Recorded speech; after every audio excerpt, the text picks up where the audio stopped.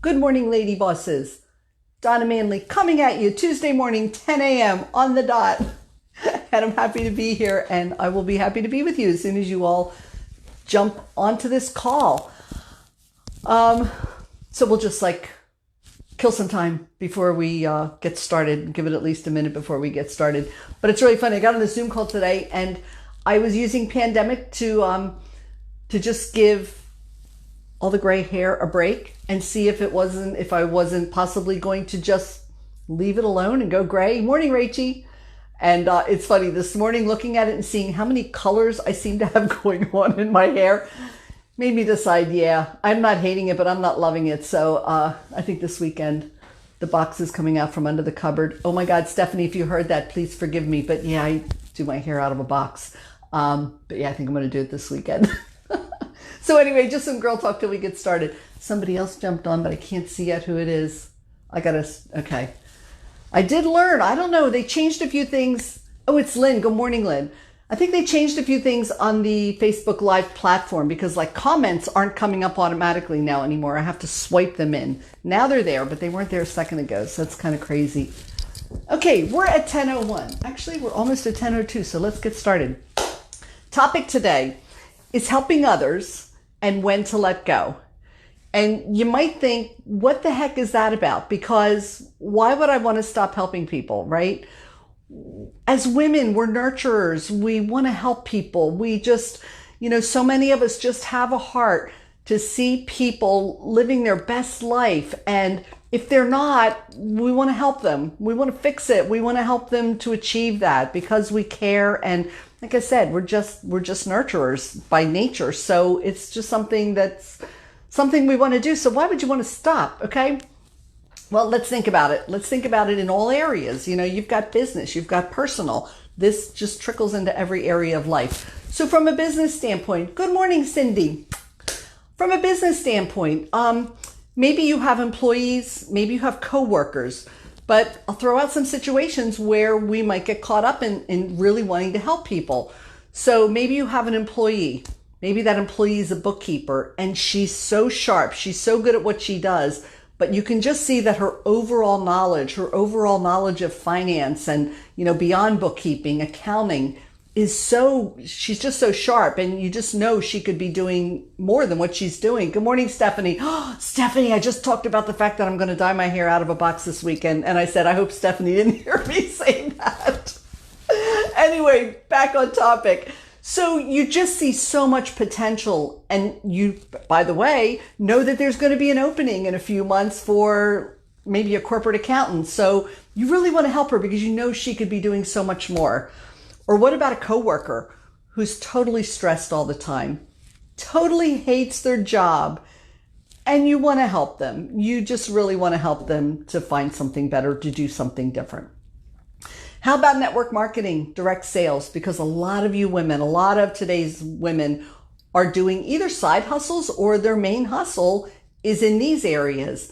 And if you're in that area, you know what it feels like when somebody comes on board and you just flip out when you meet them because you think, oh my gosh, this woman has this enormous field of influence.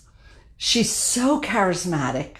She's so sharp, and she has so much passion about the product or the service that we're selling that this woman could just shoot to the top overnight. I mean, I can't even believe. And, you're not thinking of yourself in most cases. You just see this future for her that you're so excited about. So you want to help her achieve that, right? Let's move to the next area would be clients. Maybe you're a business coach. Maybe you're a health and wellness coach. And I'll stick there because that's what I know. That's what I do. But as a health and wellness coach, I have a client, and this client is maybe obese, maybe morbidly obese, and has all kinds of medical issues. And I know how much this program is going to help them. And they start, and I see them rolling along, and I have this picture of this ultimate health that this person's going to have someday. And it excites me so much. And all I want to do is help them and work with them to achieve that. And then finally, let's look at the area of personal. We talked last week about the fact that some of you, after 4 months in pandemic, want to divorce your husband because you don't like the way he parts his hair anymore.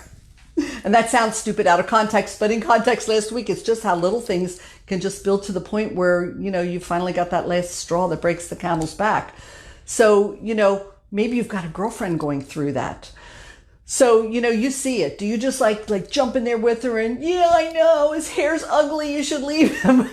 I mean, obviously not. I'm making light of it. But you might have a friend going through some really tough marital problems and you want to help them. You want to do everything you can to help them. So let's go back now. Here are some of the things we do to help our friends and our coworkers in these situations, okay? Go back to the employees. So you've got the employee who's the great bookkeeper, who could be the absolute greatest, next best corporate accountant your company's ever had. So what do? You start grooming them. You start maybe giving them extra responsibility that would start to lead them in that area. You start to talk to them maybe about like taking some classes, doing some extra courses, getting some extra certifications, and you're pouring a lot of time into helping them do that. What about the coworker who totally hates their job? Well, you want to help them. You just hate to see them so miserable every day. They're taking that home with them. It's affecting everybody in their life because they hate their job. They're miserable. So you spend your nights on LinkedIn, on, oh my gosh, is it called monster.com? I haven't seen that site in so long. I don't even know if it still exists. But bottom line, you do some job searching for them. And you go in the next day and you give them lists of job opportunities like, look at all this. Why don't you make some of these calls? And by the way, I have a friend who owns this other company. I already talked to him about you. He's really anxious to set up a time to talk. You put all this time and energy into giving them all kinds of information so they don't have to stay in the miserable job that they hate. What about the client, the health and wellness client? And I just can't wait to work with them and move them toward optimal health. So I just, I'm working with them every week. I'm coaching them. I want to see them. I want to see them at a place where they're exercising a couple hours a day and they're eating all whole food, nothing processed, and they're drinking all their water, and they're just totally taking care of their self mentally, emotionally, in addition to the physical. So this is my dream for them. So I am helping them move toward that. And then finally, we talked about the girlfriend who wants to divorce her husband, and obviously not because she doesn't like the way he fixes his hair, but, we want to start working with them. So we start saying, okay, let's sit down and figure out your finances. Let's figure out if you can even afford to leave or what you can afford to do. And then let's start looking for an apartment. So, overall, these are some of the things we start to do to help our friends, to help our family, to help people we care about. Sometimes they're people we hardly know, but we just want to see people living their best lives, like I said. So we just want to help them all we can to move forward in those areas. And here's the big thing. You're doing that at great expense of your time and your resources. And, we've had other trainings on balance. Make sure there's balance in your life. You're giving and giving and giving so much. Sometimes you have to stop just because you're giving too much and you're not taking care of yourself. That's like another whole topic. So that's one reason you don't have to stop completely, throw the baby out with the bathwater. You just have to pull back to make sure you're taking care of yourself, your family, and things that are important to you, because, you can't pour anything of quality into anybody if you're empty. So, but here's the problem. What are you really doing? In all these situations, what are you really doing? Are you helping these friends and family and people fulfill their dreams?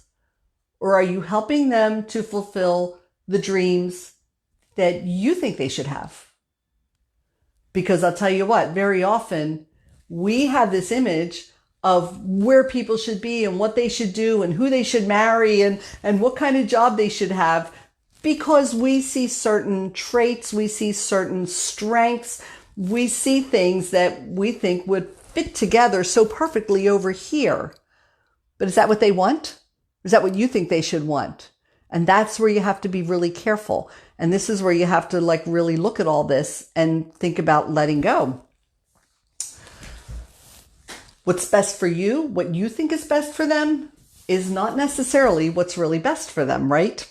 So we find ourselves in every situation, as soon as people start talking and as soon as we have an opportunity to weigh in on something, we start telling them what to do. Okay. Number one, right there, we need to stop doing that. We need to just learn to listen, to shut up. You have 2 ears and 1 mouth. Use them appropriately. Listen more than you talk. It's really bad advice for you to tell people what to do or what direction you think they need to go, because here's the deal. You're not the one who's going to reap the rewards, and you're also not the one who's going to pay the price if it wasn't good advice. Okay? With the friend and the crappy husband that she thinks she wants to leave. You convince her to stay. You're not the one who has to live with them. You're not the one who has to, there may be rewards, there may be pain she has to suffer to live with him. You're not the one who's going to be in that position. If she tells him to leave at your, prodding, same thing. You're not the one who's now the young single mom. You're not the one who now has to figure out how to make life work by yourself. So you're not the one reaping the rewards or the consequences. So none of this should be based on what you think is best or what your decision should be. You don't have their dreams and you're not writing their life story. They've got to do that. And sometimes people are in a moment of weakness, they're in a moment of pain, and they're not even strong enough to figure out what their story is. But that doesn't mean you take the pen away and start writing it for them. That's not the way it should be. They need to write their story. You think you're doing them a favor, but typically you're not. Now, the only exception to everything I'm saying is if somebody specifically asks you for advice, and we'll talk about that a little more in a minute. But unless they're asking for your advice, listen, this isn't something we don't know about, because in almost every situation, every single case of every single woman on this call, I would almost guarantee you that at some point, maybe all the time, when you sit down and have a conversation with your husband about something that's really bothering you, what happens? He goes into man mode, and some of us women do the same thing. He figures out how he can fix it for you, right? And how often do we feel or say, I don't want you to fix this. I don't want you to say anything. I just need you to listen. Well, we have to remember that when we're trying to help people. We need to listen and not try to fix, not try and construct or build something that's not what they want. Okay, so that's really important. So again, we want to help them, but we don't want to force them into a direction they don't want to go. So here's what you have to do. You have to learn, when you're listening, you have to learn how to be a guide, not how to just take their hand and take them where they have to go. You have to learn how to guide them.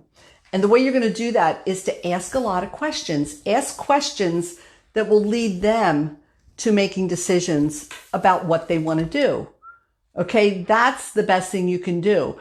And then when you've done that, then you can pour yourself into helping them reach their goals. You're not reaching the goals now that you thought they should reach. You're going to help them reaching their goals. So let's go back and look at potential situations again. Your employee who think would be the best tax accountant, and the job's opening up. So you really want to help her move toward that, because you can see she has the strength, she has the knowledge, just have to fine tune things a little bit, but you could see her there and she'd be making more money and she'd have a better position. So you're just going to make those decisions for her.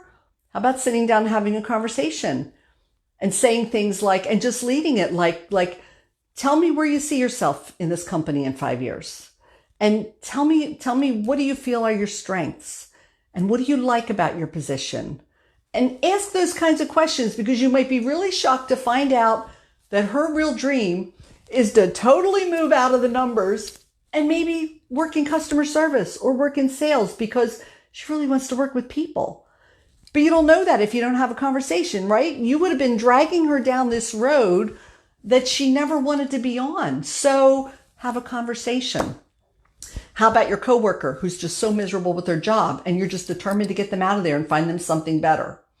Well, first off, make sure you get to know them well enough, because if you get to know them really well, there is always the possibility that this person is just a very negative Nelly who complains about everything.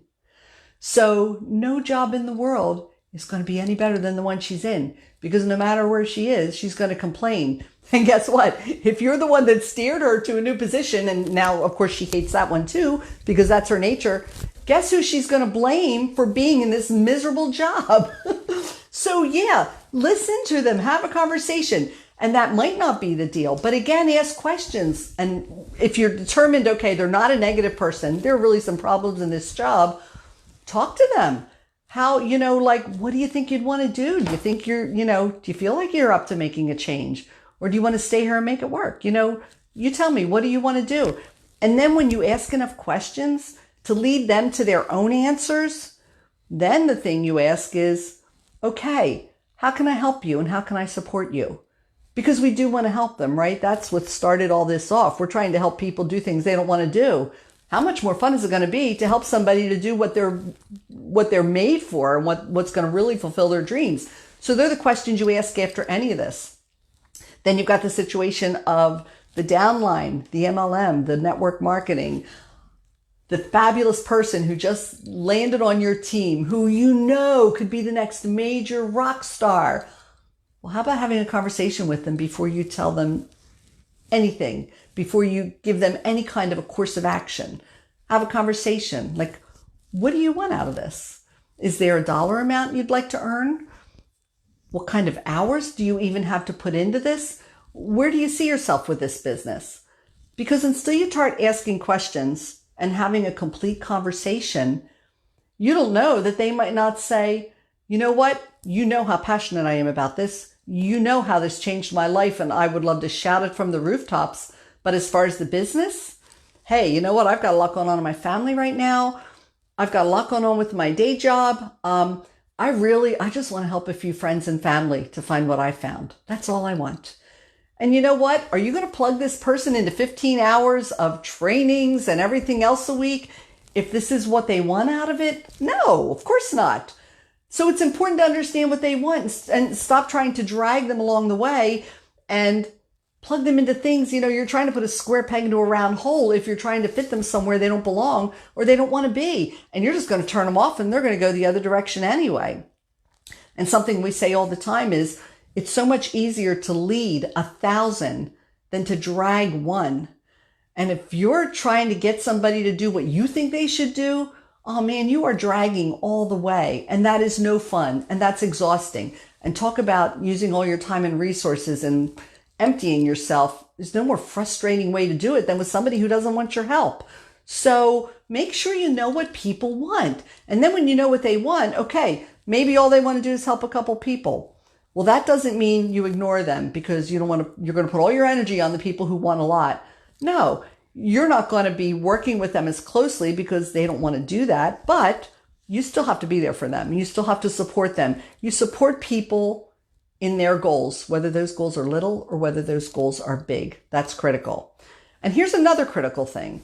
In any of these situations, these conversations are not a one-time conversation because this conversation 6 months from now might yield totally different answers than it did today. Those questions might, have totally different answers. So because your goals change, right? Oh my gosh, I think my goals and my whole plan for my life has changed 6 times in less than a year because each day I'm getting more clear about what I want to do. And I realize what I thought I wanted to do yesterday isn't what I want to do at all. So over time, you're going to, this person who's who you thought was going to be the rock star, who really isn't, might actually have a few clients and then get so excited about helping people that then they want to pour themselves in more. So then you help them at a different level. You step it up. That's the health coaching and then the personal. Okay. The reference we're using is the friend in a bad marriage. First off, big advice. If your friend, your family is in a bad situation and you don't like the person they're with, if your daughter married a real loser and you can't stand him, if your girlfriend married a real loser and you can't stand him, don't ever say that to them. Don't ever say, God, I don't know how you stood being with him. He's a loser and I'm just so glad you left him. Because you know what happens? A year later, they're back.